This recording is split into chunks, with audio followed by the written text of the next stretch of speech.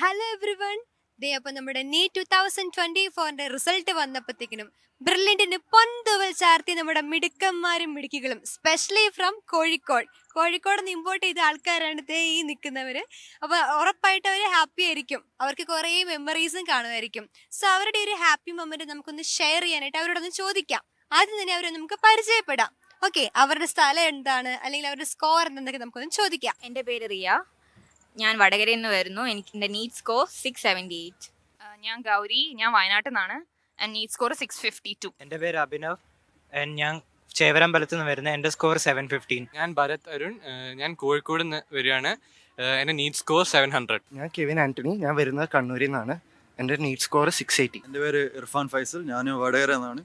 എനിക്ക് NEET score 652. എല്ലാവരും residential ബാച്ചിൽപ്പെട്ടവരാണ്, ഒരുമിച്ച് പഠിച്ച് വന്ന ഒരു ഗ്യാങ് തന്നെ നമ്മുടെ അടുത്ത് നിൽക്കുന്നത്. നിങ്ങൾ ബ്രില്യൻറ്റിൽ വന്നപ്പോൾ ഓർത്തിരുന്നോ ഇന്ന് ഇവിടെ വിക്ടറി ഡേക്ക് വരാൻ പറ്റുന്ന ആരെങ്കിലൊക്കെ ഓർത്തിരുന്നോ? നമ്മുടെയൊക്കെ ആഗ്രഹമായിരുന്നു ആക്ച്വലി ലൈക്ക് വിക്ടറി ഡേക്ക് വരണം എന്നുള്ളത്. അതിനെ എയിം ചെയ്ത് പഠിക്കാനാണ് നമ്മൾ ശ്രമിച്ചിട്ടുള്ളത്. Thankfully we are all here. എന്തുവാണ് ആ എക്സ്പീരിയൻസ് കുറച്ചും കൂടെ ഒന്ന് ഷെയർ ചെയ്യാൻ പറ്റുമോ?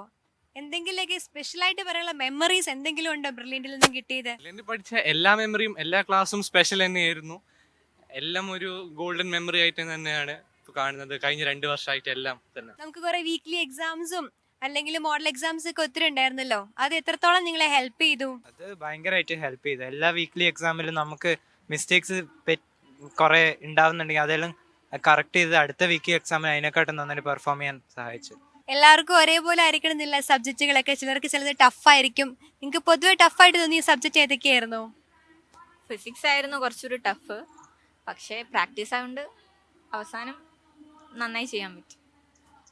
ഫിസിക്സ് ആയിരുന്നു മാർക്ക് കുറഞ്ഞുകൊണ്ടുണ്ടായിരുന്നത് കമ്പാരിറ്റീവ്ലി. അപ്പം അതിനെ കുറേ ടാലി ആക്കാൻ ശ്രമിച്ചിട്ടുണ്ടായിരുന്നു. എനിക്ക് സത്യം പറഞ്ഞാൽ 3 സബ്ജക്റ്റും ഇഷ്ടം, എന്നാലും കുറച്ചുകൂടിയും ടൈം സ്പെൻഡ് ചെയ്ത ബയോളജിയിലായിരുന്നു. എനിക്ക് ഫിസിക്സ് കുഴപ്പമില്ലായിരുന്നു. പിന്നെ ഇനോർഗാനിക് കെമിസ്ട്രിയിൽ ബൈ ഹാർട്ട് ചെയ്യാൻ ആദ്യമൊക്കെ കുറച്ച് കുഴപ്പമുണ്ടായിരുന്നു. അവസാനമായപ്പോഴത്തേക്കും കുഴപ്പമില്ലായിരുന്നു. എനിക്ക് പിന്നെ സാധാരണ ഈ നീറ്റിൻ്റെ ആൾ വരെ തന്നെ ഒരു ഫിസിക്സ് തന്നെയാണ് എൻ്റെതും ഏറ്റവും ടഫായിട്ട് ഇരിക്കുന്നത്. ബയോളജി പിന്നെ നമ്മുടെ favourite subject.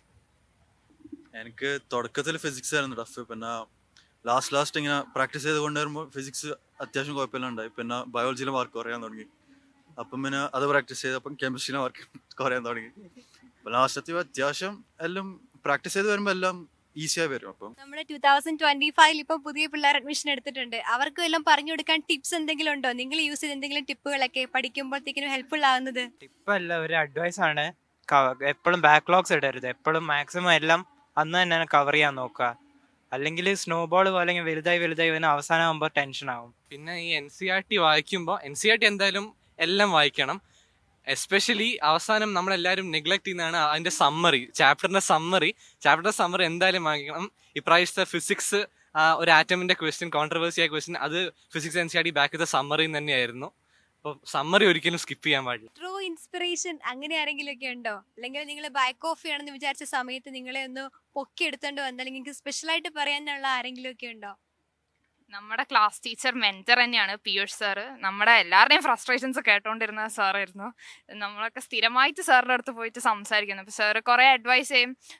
Sir hill never let us down. എന്തെങ്കിലുമൊക്കെ പറഞ്ഞ് അങ്ങനെ ചെയ്യാം ഇങ്ങനെ ചെയ്യാം, അല്ലെങ്കിൽ എങ്ങനെയെങ്കിലുമൊക്കെ സാർ നമ്മളതിന് ഹെൽപ്പ് ഔട്ട് ചെയ്യും. ഞാൻ ഗൗരി പറഞ്ഞ എന്താ പറയും മീൻസ് എക്കോ ചെയ്യുന്നതാണ്. ലൈക്ക് എന്തായാലും പീയൂഷ് സാർ തന്നെ നമ്മളെ ഏറ്റവും വല്ല മോട്ടിവേറ്റ് ചെയ്യാനും, പീയൂഷ് സാർ മാത്രമല്ല നമ്മളെ സെൻട്രൽ എല്ലാവരും, പീയൂഷ് സാറും പിന്നെ നമ്മളെ സെൻട്രൽ കോർഡിനേറ്റർ ജോർജ് സാറും തീർച്ചയായിട്ടും നല്ലോണം ഹെൽപ്പ് ചെയ്തതിന്.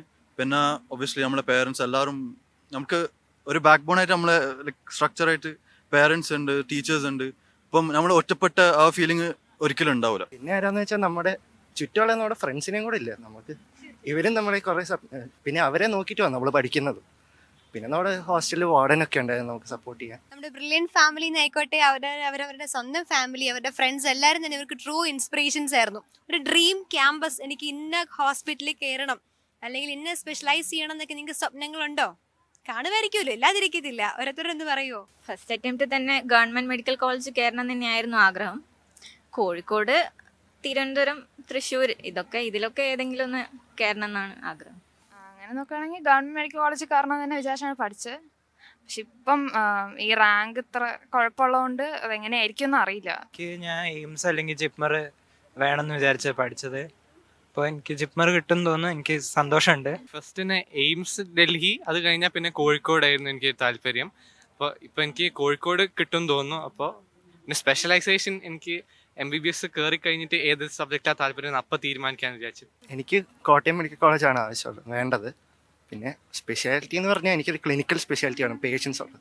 എനിക്ക് ഡ്രീം ക്യാമ്പസ് ആയിട്ട് മനസ്സിലങ്ങനെ ഒന്നുമില്ല. പക്ഷെ എൻ്റെ ചേർമ്പോൾ എയിം എന്തായാലും ഗവൺമെൻറ് മെഡിക്കൽ കോളേജ് സീറ്റ് കിട്ടാനായിരുന്നു. പിന്നെ സ്പെഷ്യലൈസേഷൻ ഞാൻ ആദ്യം മുതൽ പറയുന്നത് മീൻസ് കയറിയിട്ട് MBBS എന്താ പഠിക്കാൻ ഇഷ്ടമുള്ള അത് മാത്രമേ ഞാൻ പെർസ്യൂ ചെയ്യാൻ പോകുന്നുള്ളൂ. തീർച്ചയായിട്ടും നമുക്ക് നല്ല അടിപൊളി ഡോക്ടർമാരെ നമുക്ക് ഇവിടെ നിന്ന് ക്രിയേറ്റ് ചെയ്യാൻ പറ്റിയതിൽ വലിയൊരു സന്തോഷം തന്നെയുണ്ട്. എന്താണെങ്കിലും നിങ്ങളുടെ ഡ്രീം ക്യാമ്പസിൽ നിങ്ങൾക്ക് എത്തിച്ചേരാൻ പറ്റട്ടെ. All the very best. Thank you. Entrance സംബന്ധമായ വാർത്തകളും അപ്ഡേഷനുകളും ഏറ്റവും വേഗം ആധികാരികമായി അറിയാൻ brilliant study centre Pala YouTube channel subscribe ചെയ്യുക. ബെല്ലൈക്കൺ അമർത്തുക. ഈ വീഡിയോ മറ്റു സുഹൃത്തുക്കളിലേക്ക് മാക്സിമം ഷെയർ ചെയ്യുക.